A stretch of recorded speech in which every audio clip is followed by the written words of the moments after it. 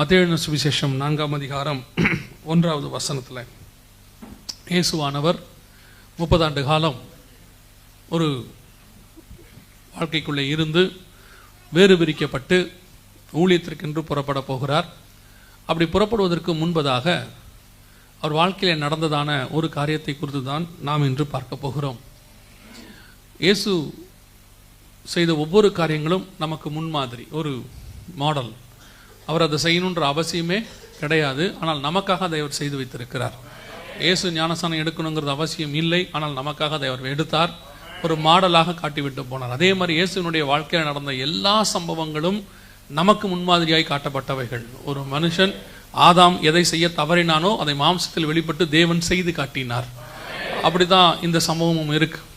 இயேசு கிறிஸ்து உலக வாழ்க்கையிலிருந்து சொல்லப்போனால் குடும்ப வாழ்க்கை, தன் தாயார் சகோதரரோடு இருந்து இப்பொழுது முழு நேரமாக தன்னுடைய ஊழியத்திற்கு புறப்படுவதற்கு முன்பதாக இயேசுவானவரை ஆவியானவர் சில காரியங்கள் செய்கிறார். அதைத்தான் நாம் இன்னைக்கு பார்க்க போகிறோம். நம்மையுமே சில நேரங்களில் ஆண்டவர் சில ஆசீர்வாதங்களுக்குள்ளாக நடத்துவார். அந்த ஆசீர்வாதங்களுக்கு முன்பாக நடத்துவதற்கு முன்பதாக நம்மை சில பாதைகளிலே கர்த்தர் கொண்டு போவார். எந்த ஒரு காரியத்தையும் ஆண்டவர் நமக்கு உடனடியாக இல்லை இருந்துட்டு போட்டோம் அப்படின்னு செய்யறதில்லை. சில நேரங்களிலே அதான் நாம் எப்பவும் சொல்லுவோம், சில கட்டளைகளை கொடுத்து தான் ஆண்டவர் ஆசீர்வாதத்தை கொடுப்பார். அதை செய்யும் பொழுது ஆபிரகாமை பார்த்து, உன் தேசத்தையும் உன் இனத்தையும் உன் தகப்பன் வீட்டையும் விட்டு வா, நான் உன்னை பெரிய ஜாதியாக்குவேன். அதுதான் ஆசீர்வாதம். ஆண்டவர் சொல்றதை செய்யும் போது ஒரு ஆசீர்வாதம் வரும். அதே மாதிரி ஒரு பெரிய ஆசீர்வாதத்தை நாம் பெற்றுக்கொள்வதற்கு முன்பதாக நம்முடைய வாழ்க்கையில சில காரியங்களை கர்த்தர் நடத்துவார், அனுமதிப்பார். அந்த பாதையிலே ஒரு சிலர் நீங்கள் கடந்து போய் கொண்டு இருக்கலாம். இப்பொழுது அதைத்தான் நாம் இன்னைக்கு பார்க்க போகிறோம். இயேசுவானவரை பரலோகத்தில் உள்ள தூதர்கள் வந்து பணிவிடை செய்ய போகிறார்கள். அவர் மிகப்பெரிய ஊழியத்தை தொடங்க போகிறார். அதற்கு முன்பதாக ஆண்டவரை நடத்தின சில பாதைகள், அதைத்தான் நாம் இப்போ பார்க்க போறோம். மத்தேயு சுவிசேஷம் 4ஆம் அதிகாரம் 1ஆம் வசனத்திலே, அப்பொழுது இயேசு பிசாசினால் சோடிக்கப்படுவதற்கு ஆவியானவராலே வனாந்தரத்திற்கு கொண்டு போகப்பட்டார். இயேசு கிறிஸ்து அதுவரைக்கும் ஒரு குரூப், ஒரு குழுவோடு கூட அல்லது ஒரு குடும்பத்தோடு கூட வாழ்ந்து கொண்டிருக்கிறார். இப்ப இயேசுவை முதலாவதாக ஆவியானவர் என்ன செய்கிறார்? ஊழியத்திற்கு கொண்டு போவதற்கு முன்பதாக, அல்லது இன்னொரு வாழ்க்கை தொடங்க போகிறது, அவருடைய ஊழியம் தொடங்க போகுது. அதற்கு முன்பதாக என்ன செய்கிறார்? அவரை இவர்கள் எல்லாருடைய மத்தியிலிருந்தும் கர்த்தர் என்ன செய்கிறார்? பிரித்து கொண்டு போகிறார். பிரித்து ஒரு இடத்திற்கு கொண்டு போகிறார். இந்த பிரித்து கொண்டு போகிற அனுபவம் என்பதுதான் முதலாவதாக ஆவிக்குரிய வாழ்க்கையினுடைய ஃபர்ஸ்ட் ஸ்டேஜ். ஒரு ஆவிக்குரிய வாழ்க்கையினுடைய முதலாவது உங்களை கர்த்தர் உயர்த்துவதற்கு, ஆவிக்குரிய வாழ்க்கையிலே வளர்த்துவதற்கு கர்த்தர் செய்கிற முதலாவது காரியம் என்னவென்று சொன்னால் பிரித்தெடுத்தல். அப்போஸ்தலர் நடபடிகள் 2ஆம் அதிகாரம் 40வது வசனத்தை நீங்கள் வாசிக்கும் பொழுது, இன்னும் அநேக வார்த்தைகளாலும் சாட்சி கூறி மாறுபாடுள்ள இந்த சந்ததியை விட்டு விலகி உங்களை ரட்சித்துக் கொள்ளுங்கள் என்றும் புத்தி சொன்னார். இதுதான் பிரித்தெடுக்கிற அனுபவம். மாறுபாடுள்ள சந்ததியை விட்டு விலகி ஒரு மிகப்பெரிய ஆசீர்வாதத்தை ஒரு ஆவிக்குரிய வாழ்க்கையிலே நீங்கள் பெற்றுக்கொள்ள வேண்டும் என்று சொன்னால், முதலாவதாக கர்த்தர் உங்களை சிலரை விட்டு வேறு பிரிப்பார். இந்த வேறு பிரிச்சு கொண்டு வருகிற அனுபவம் தான் உங்கள் ஆவிக்குரிய வாழ்க்கையினுடைய ஆசீர்வாதத்தின் முதல் படி. பல நேரங்களிலே நீங்கள் இயேசுவை ஏற்றுக்கொண்ட உடனே, ஆவிக்குரிய வாழ்க்கைக்கு வந்த உடனே உங்களை சுற்றி இருக்கிறவர்கள் எல்லாருமே உங்களுக்கு எதிராக மாறுவார்கள், உங்களுக்கு எதிராக பேசுவார்கள், உங்களை ஒதுக்கி வைப்பார்கள். இது ஏன் நடக்குது? ஏன் என்னை விட்டு எல்லாரும் இப்படி போறாங்க அப்படின்னு சொன்னா, நன்றா தெரிந்து கொள்ளுங்கள், இந்த வேறுபாடு என்பது பிசாசு செய்வது அல்ல. இந்த வேறுபாடு ஆவியானவராலே செய்யப்பட்டது. உங்களை தேவனே அவர்களை விட்டு பிரிப்பார். தேவன் சிலரை விட்டு உங்களை பிரிக்கிறார்னா அதற்கு ஒரு மிகப்பெரிய முகாந்தரம் இருக்கும். ஆவிக்குரிய வாழ்க்கையினுடைய ஃபர்ஸ்ட் ஸ்டேஜ் அல்லது முதல் படி எதுன்னா, மாறுபாடான சந்ததியை விட்டு கர்த்தர் உங்களை பிரிப்பார். ஏன் என்ன பிரிச்சாரு? நம்ம ஊர்லலாம் ஒரு பழக்கம் உண்டு, உங்களுக்கு தெரியும், அது உங்களுக்கும் இருந்திருக்கும்னு நினைக்கிறேன். என்னன்னு சொன்னா, நான் சொல்றது இப்ப இல்லை, ஏன்னா இப்ப அந்த பழக்கம் இருக்கு, இப்ப அதுக்கு பிரயோஜனம் இல்லை. முன்னாடி தான் அந்த பழக்கத்துக்கு பிரயோஜனம் இருந்துச்சு. என்னன்னா, கல்யாணமான உடனே கணவனையும் மனைவியும் தனியா ஒரு வாரத்துக்கு அனுப்பி விட்டுருவாங்க. அதுக்கு தேன் நிலவுன்னு பேரு.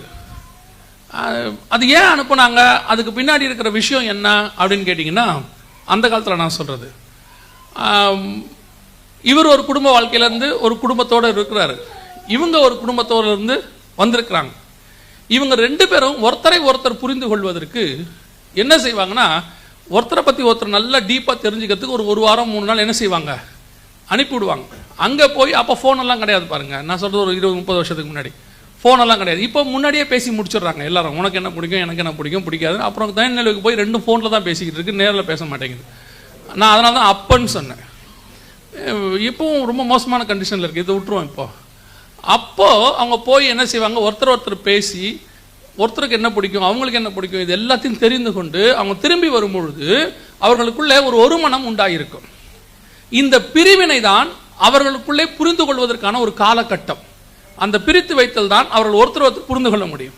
உங்க ஆவிக்குரிய வாழ்க்கையில் வரும் பொழுதும் கூட தேவன் உங்களை அது வரைக்கும் இருக்கிற ஜனங்களிடமிருந்து வேறு பிரிப்பார். பல நேரங்களில் உங்களை சுற்றி இருக்கிற அத்தனை பேரும் உங்களுக்கு எதிராக மாறுவார்கள்.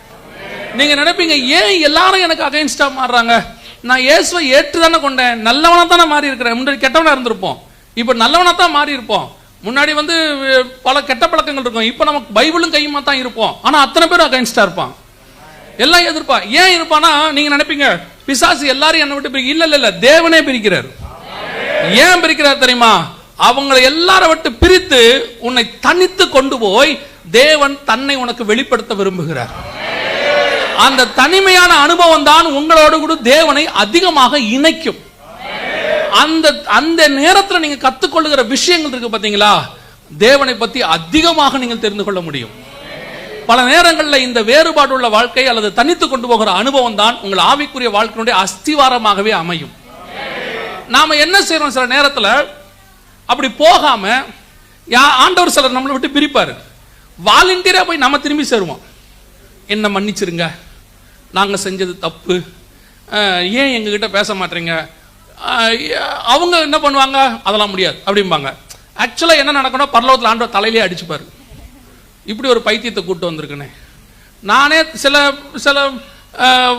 கல்யாணம் பண்ணி சிலரை கூட்டு வந்தோடனே இங்கே அந்த அம்மா உட்காந்துக்கிட்டு, நான் எங்கள் அப்பா வீட்டில் எப்படி இருந்தேன் தெரியுமா, நான் எங்கள் அம்மா எங்களை எப்படி வச்சுருந்தாங்க தெரியுமா, நாங்கள் எங்கள் வீட்டில். இப்போ இந்த கணவன் என்ன நினைப்பான், உன்னை எதுக்கு நான் இங்கே கூப்பிட்டு வந்தேன், அதுக்கு பேசாம நீ என்ன பண்ணியிருக்கலாம், அங்கேயே இருக்கலாம். நான் உன்னை கூப்பிட்டு வந்த காரணம் என்ன, அதையெல்லாம் மறந்துட்டு நீ ஏன் கூட இருக்கணும், நீ நானும் ஒருத்தர் புரிஞ்சுக்கணும். அதுக்கு தான் அந்த வேறுபாடு. அந்த வேறுபாடு உள்ள வாழ்க்கைக்குள்ள நீங்கள் வரும்போது தான் தேவன் யாருமே இல்லாத அந்த தருணத்தில் தன்னுடைய இருதயத்தை உங்களுக்கு வெளிப்படுத்துவார். தன்னுடைய கர்த்தர் பல காரியங்களை உங்களோடு கூட பேசுவார். நான் என்னுடைய கல்லூரி வாழ்க்கையினுடைய 1வது வருஷத்துல ஆண்டவரை ஏற்றுக்கொண்டேன். +2 முடிச்சு காலேஜுக்கு போகும்போது ஆண்டவரை ஏற்றுக்கொண்டேன். அந்த முதல் 3 மாசம் காலேஜுக்கு போயிட்டு வந்துட்டேன். ஒரு செமஸ்டர், அதாவது என்ன சொல்றது, ஒரு மழை லீவ் வந்தது. அந்த மழை லீவ்ல காலேஜ் 1 மாசம் லீவ் விட்டாங்க, மழை தண்ணி வந்ததுனால. அப்போ வாயில கை வச்சு மூடாதீங்க, அது அழுட்டும், பரவாயில்ல. அவங்க அதுக்கு ஒரு மோசமான வேலை செய்யறாங்க, வாயில கை வச்சு மூடுறாங்க. கவனிங்க, அப்போ மழை லீவ் வந்தது. அந்த 1 மாசம் கேப்ல நான் ரட்சிக்கப்பட்டேன். ஆண்டவர் என்ன ரட்சிப்புக்குள்ள நடத்திட்டாரு. திருப்பி நான் காலேஜுக்கு போகும்போது இப்போ நான் நல்லவனா போறேன், அதாவது பரிசுத்தவனா போறேன் நம்ம கணக்கில்.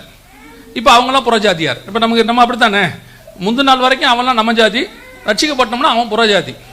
நம்ம அவ்வளோ எப்படி ஆயிட்டோம், ஒரே நாளில் நம்ம பரிசுத்தவனா மாறிடுவோம்ல. இப்போ அப்படி போறோம். அப்படி போன உடனே திடீர்னு ஒரு 2-3 வாரம் இருக்கும், எங்க காலேஜுக்கும் பக்கத்து காலேஜுக்கும் பயங்கரமான சண்டை நடக்குது. அந்த சண்டை நடக்கும்போது பக்கத்து காலேஜுக்காரங்களும் எங்க காலேஜுக்காரங்களும் சண்டை போட்டுக்கிட்டு இருக்கும்போது, நம்ம இப்ப ரட்சிக்கப்பட்டதுனால இப்ப நம்ம என்ன பண்ண முடியாது, சண்டை போட முடியாதுல்ல. அதனால ஓரமா நின்று அந்த சண்டையை பார்த்துக்கிட்டே இருக்கிறேன். சண்டையை பார்த்துட்டே இருந்தோன்னா சண்டை முடிஞ்சிச்சு, ரோட்ல நடக்குது. சண்டை முடிஞ்சிச்சு. முடிஞ்ச உடனே என்னுடைய ஃப்ரெண்ட்ஸ் எல்லாரும் வந்தாங்க. சொல்லப்போனால் என் கிளாஸ்ல இருக்கிற ஒரு 80 to 90% பசங்க சண்டை போட்டாங்க அன்னைக்கு. எல்லாரும் வந்துட்டு என்னை பார்த்து சொன்னாங்க, இவ்வளோ பேர் ஃப்ரெண்ட்ஸு சண்டை போடுறோம், அடி வாங்குறோம், அடி கொடுக்குறோம், நீ இப்படி மலை மாதிரி நிற்கிற கல் மாதிரி, நீ எல்லாம் ஒரு ஃப்ரெண்டா, இனிமேட்டு யாரும் இவங்க கூட பேசக்கூடாது அப்படின்ட்டு போனாங்க. ஒரே நாளில் கிளாஸ் மொத்தம் அகேன்ஸ்டா மாறிடுச்சு. ஒரே நாள். நான் ஆண்டவர்கிட்ட எப்படி கேட்குறேன், ஆண்டவர் என்ன செஞ்சது தப்பா, நானும் போய் அடிச்சிருக்கணுமோ, ஏன் இப்படி ஆகிப்போச்சு, அத்தனை பேருக்கு அகேன்ஸ்ட் ஆயிட்டாங்களே. 3 வருஷம் என்னோட கூட யாரும் பேச மாட்டாங்க, ஒரு சிலரை தவிர யாரும் பேச மாட்டாங்க. அப்போ பஸ்ல போவோம். அந்த 3 மாசத்துக்கு முன்னாடி அத்தனை பேரும் பயங்கரமா அரட்டை அடிச்சுக்கிட்டு போவோம். இப்போ டோட்டல் பஸ்ல நான் தனியா உட்காந்துருப்பேன், அவங்களாம் நல்லா அரட்டை அடிச்சுட்டு வருவாங்க, நான் போய் பேசினாலும் பேச மாட்டாங்க. அதுக்கப்புறம் என்ன நடந்தது, எங்க ஸ்கூல்ல ஒரு சூறை செடி ஒன்று, காலேஜில் ஒரு சூறை செடி இருந்துச்சு, கிரவுண்ட்ல லாஸ்ட்ல இருக்கும். அது உள்ள அழகா ஒரு ஆள் போய் படுக்கிற அளவுக்கு கேப் ஆண்டவர் ரெடி பண்ணி வச்சிருந்தார் போல. யாரும் பேச மாட்டாங்க. நேராக அந்த சூறை செடிக்கு போவேன், அங்கேயே உட்காருவேன், உட்காந்து ஜெபம் பண்ணுவேன், பைபிள் வாசிப்பேன், அப்புறம் தூங்குவேன். அன்னைக்கு இன்னைக்கும் ஒரே வேலை தான் எனக்கு, ஆண்டவர் கிருபையா கொடுத்துருக்கிறார். ஜெபம் பண்ணுவேன், பைபிள் வாசிப்பேன், சாப்பிடுவேன், தூங்குவேன். 4 வேலை தான் எனக்கு. இப்போ அந்த 4 வேலை தான். அப்போ நிறைய பேர் கேட்குறாங்க, நீங்கள் எப்படி ஒரே ரூம்குள்ளே இருப்பீங்க? நான் 10 நாள் கூட இருப்பேன், இந்த 4 வேலை நான் செய்வேன் கரெக்டாக. அப்போது அங்கே போய் ஜெபம் பண்ணுவேன், அப்புறம் படுத்து தூங்குவேன், எந்திச்சு வருவேன். அங்கே இருக்கும்போது தான் அநேக காரியங்கள் கர்த்தர் எனக்கு சொல்லி கொடுத்தார். அதை விட பெருசுன்னா அப்போ தான் எங்கள் சர்ச்சில் வந்துட்டு ஓப்பனர் மினிஸ்ட்ரி போவாங்க, 10 நிமிஷம் பிரசங்கம் பண்ணுவாங்க ரோட்டில் எல்லாரும். அப்போ எனக்கு கொடுப்பாங்க. அந்த 10 நிமிஷம் பிரசங்கம் பண்ணுறது எப்படி நாங்கள் செஞ்சு பார்த்துருக்குறேன். 1/2 hour பிரசங்கம் பண்ணுறது எப்படி, காட்டேஜ் ப்ரேயர் மீட்டிங், ஹவுஸ் மீட்டிங்கில் ப்ரேயர் பண்ணுறது எப்படி, எங்கள் சர்ச்சில் அசிஸ்டன்ட் பாஸ்டர்ஸ் கூட போவேன், நான் எப்படி பிரசங்கம் பண்ணுறது செஞ்சு பார்த்துருக்கிறேன். அந்த 3 வருஷம் இவர்கள் யாருமே என் கூட பேசல, என் தேவனாகிய கர்த்தர் ஒருவரே என்னோடு கூட இருந்தார். அந்த நடத்தின அந்த பாதை தான் இன்னைக்கு ஊழியத்தினுடைய மிக முக்கியமான அடித்தளமாக அமைந்திருக்கிறது. அதைத்தான் சொல்றேன், உன்னை கர்த்தர் ஏதாவது ஒரு இடத்துல வேறு பிரிச்சு யாரை விட்டாவது கொண்டு வராரா, அது சாபம் அல்ல, அது ஒரு ஆசீர்வாதம். அப்படி கர்த்தர் கொண்டு வந்துட்டாரு, உங்களை யாரை விட்டு பிரிக்கிறாருன்னா ஒரு நாளும் வருத்தப்படாதீங்க. கர்த்தர் உன்னை எதுக்கோ பழக்க வைக்கிறார், எதையோ சொல்லிக் கொடுக்க விரும்புகிறார், உன்னோட தேவன் உறவாட விரும்புகிறார், உன்னோட தேவன் நடக்க விரும்புகிறார். நம்ம காட மாதிரி சென்சிட்டிவான காடு உலகத்துல ஒருத்தர் கூட கிடையாது. அவர் பழக ஆரம்பிச்சார்னா ஒரு வயலின் கிட்ட பழக்கூட மாட்டார், அவர்கிட்ட அப்படி ஒரு சுபாவம் உண்டு.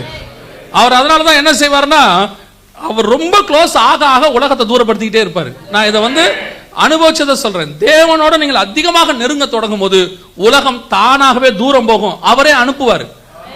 அவன் சொல்லுவான், உங்ககிட்ட பேசுறதுக்கு சும்மா இருக்கலாம்பா, அப்படின்னா இவர் பேச போறாருன்னு அர்த்தம். இவர் பேச வந்துட்டாருன்னா எல்லா வயலையும் ஓராம்பாரு.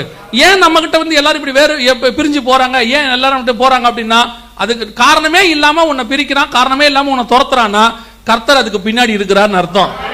நல்லா தெரிஞ்சு கொள்ளுங்க, அது பிசாசு கிடையாது. பிசாசு எப்பவுமே 10 பேர் வேஸ்டானவனும் உன் கூட வச்சிருக்கணும் தான் விரும்புவான்.